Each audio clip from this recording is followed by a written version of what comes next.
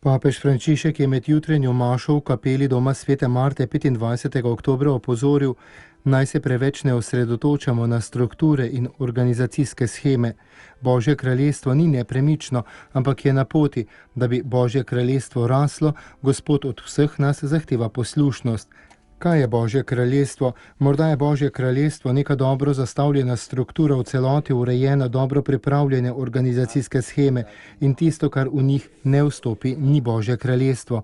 Ne, z Božjim kraljestvom se zgodi isto, kar se lahko zgodi s postavo, nepremičnost, togost. Che il Signore chiede di noi perché il regno di Dio cresca.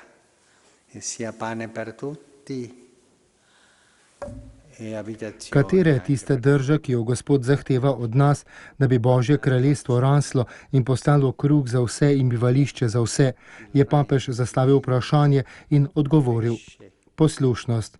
Božje kraljestvo rase s poslušnostjo moči Svetega Duha. Moka neha biti moka in postane kruh, ker je poslušna moči kvasu in kvas se pusti umesiti v moko. Moka sicer nima čustev, a lahko si predstavljamo, da pustiti se pregnesti pomeni tudi nekoliko trpeti.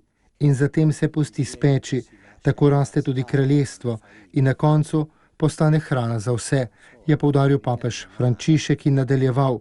Božje kraljestvo se oblikuje vse dni s poslušnostjo Svetega Duha, ki je tisti, ki povezuje naš mali kvas ali malo seme z močjo in jo spremeni, da bi zrasla. Če pa ne hodimo, postanemo togi.